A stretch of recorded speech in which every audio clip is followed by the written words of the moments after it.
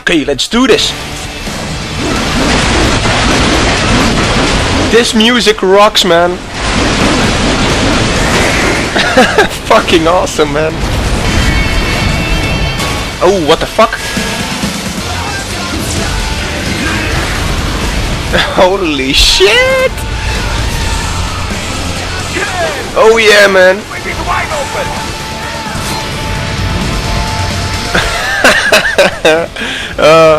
Fantastic. Oh my god, man. What the fuck is he doing? Is he surfing on him? Ah, this is fucking awesome.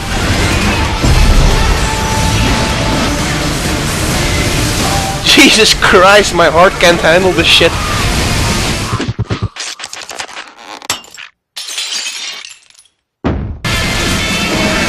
Oh, fuck!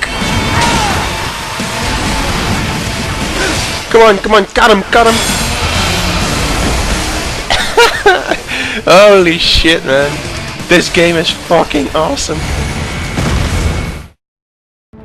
Hello you guys, this is DreamOn, aka the Belgian Waffle again, and this time I'm gonna review Metal Gear Rising: Revengeance. But first of all, I have to say in between that I've played almost every Metal Gear Solid on the market and that I have a good reference of comparison for this game. However, this will not mean that I will be breaking down this game because it is a totally different style of game than Metal Gear Solid. So I will be reviewing this game completely separate of the other games within the franchise. So let's see what this game is like. Now, as you can see, this title was colored green, which means I actually like this feature in the game. In other games I get frustrated when I get too many cutscenes, but the cutscenes in here are done actually pretty good because they're not boring to watch and they're weaved into the gameplay seamlessly.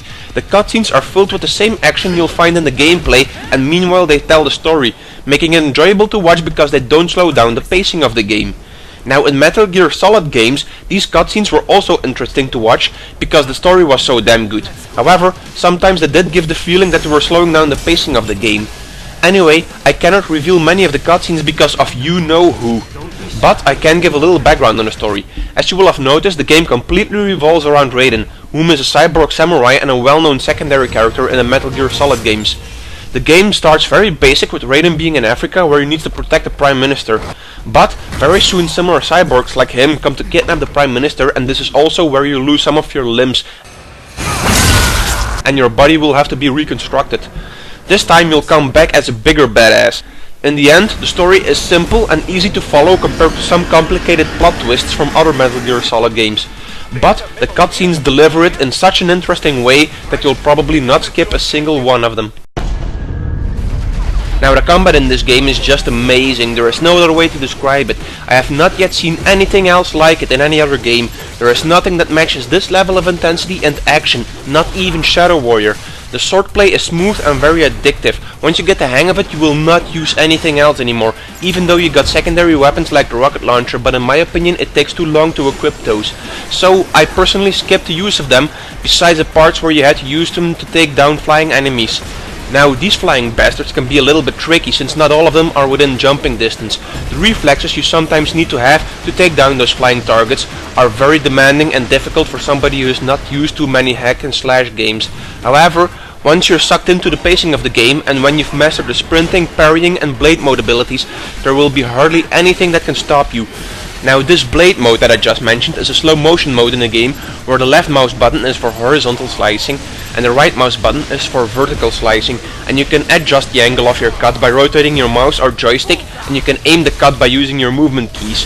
One of the greatest and most amazing things you can do with this blade mode is actually cut up everything, and I do mean everything, into little pieces that you can find in all levels, except for maybe walls, but even stairs and pillars can be cut down. Although you might screw yourself over when you've cut down a stairs that was needed to access a higher part in the level. When you use blade mode in combat, there's even a parts counter that will give you extra points according to how many little pieces you have cut your enemies into. During this blade mode you will also be able to absorb your enemies their electrolytes, which will heal you and power up your bar for the blade mode. And believe me, there is nothing more satisfying than cutting up your enemies into neat slices and little pieces. The physics used for this are very advanced because you can actually see the inside parts of everything you cut through. When you combine all of this, there is nothing in any game I've played that actually made me smile like this and got my heart pumping. Sounding like a jackhammer. Some parts are even so ridiculously awesome that you're left speechless, like for example the rocket surfing mode, as I call it, where you can jump from missile to missile towards your target and then slice them up from above in perfect order the way that you like it. Do keep in mind that there is no dodge mode, only the parry or blocking ability. However, attacks that glow gold aren't able to be parried, so 80% of the time you're in combat you'll have to hold down that ninja run button. Occasionally there will also be some quick time events, but these are hardly worth mentioning, since they fit right into the picture and only take a few seconds to smash one button. In my opinion, they do not harm the action and combat at all. Other nice assets to the game are secrets that you can find. The secrets can contain simple data logs or VR missions, which are a different game mode that can be started in the main menu. However, they're pretty poorly hidden, so they're not that hard to find like in games like Shadow Warrior for example. However, it is nice to have them in the game, so that you'll have something to do in between the action. By the way, somebody has got to explain to me why in every Metal Gear game this bipedal robot uses a cow sound.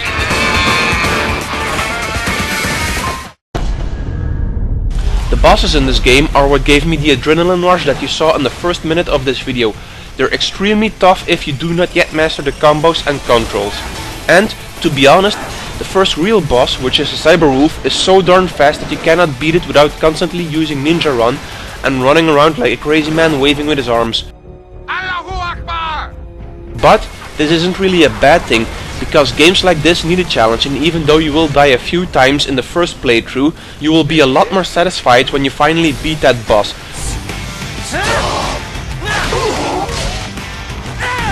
Some bosses like Mystriel aren't really that hard to kill, since you'll find plenty of repair kits on the ground by killing her minions. Although I feared for my life for a second when I was strapped between her and her minions on a pipe. So the difficulty with the bosses differs from boss to boss. Each of them will present their own challenge, and some people will have problems with other bosses. Now, I am not kidding you when I say that this game had some of the most challenging bosses I've seen in a while in hack and slash games. But this means that the level of satisfaction will be so much greater, and the fact that each of them drop a unique weapon makes it even better.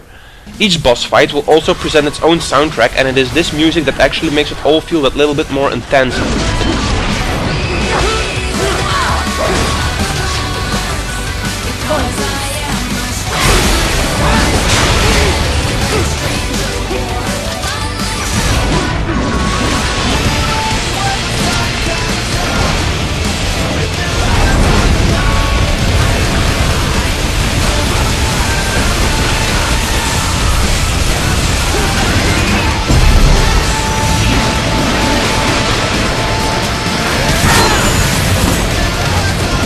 Doesn't matter what your favorite music genre is, it will most definitely be a warm welcome to have some rock and metal music accompany these awesome boss fights.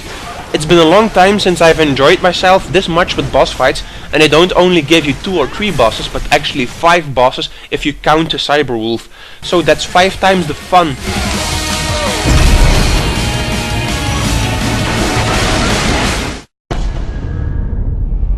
Customization in this game is pretty limited compared to other hack and slash games, although it will suffice in this game, because you do not really need a lot of unlocks and complicated combos in this game. The combat system also isn't really built for complicated combos, because the combat is already a little complicated once you've unlocked extra combat modes and defensive abilities. So, most combos will consist of combining your primary and secondary mouse button in a specific order. Besides combos, you can also unlock extra life and energy and a few extra stats for your main weapon. However, what looks interesting is the fact that you can obtain the weapons of the bosses you've slayed. I personally haven't unlocked many of them, but I heard that there are 4 unique weapons to obtain from the bosses you kill in the game. What personally surprised me was that even the Cyberwolf you defeated as the first boss will be available as a scout in some later levels.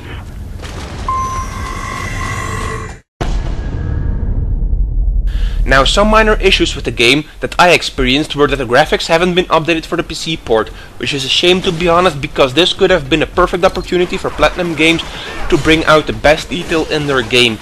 but instead we got only a few additions in the graphics options to adjust the anti-aliasing and the filtering, which are just barely enough to take away the jagged edges on many objects. Another problem that was personally bothering me was that again you couldn't assign your extra mouse buttons like mouse button 4, 5 or 6. Why this was a problem is because this game has a lot of controls to perform combos and enable several optics and attack modes in game. And now all these buttons are bunched up in a clusterfuck beneath my hand and I pretty often hit the wrong key. Another thing is the level design, which isn't bad but not great either, because I occasionally found an invisible wall and I absolutely hate invisible walls. For me they're the laziest and dumbest way to block off access to other areas you can clearly see. And as a final point, the AI is pretty dumb. Just like in every other Metal Gear game, they're just blind as hell. You can easily stealth kill enemies in open spots, while other guards stand only a few dozen meters next to you. Although I have to admit that the AI responds a bit quicker to threats compared to previous games, so that's at least a positive point. Anyway, even with these minor disappointments, I think the game is still great. It still deserves a score close to 90% if I were to grade it. The fun factor is just amazingly high and the customization menu gives you the necessary variety and unlocks in your game. It's a shame that I haven't played it sooner, otherwise I would have definitely added it to my list of the best games of 2013. Now the final verdict for this game is this. I'll see you guys next time.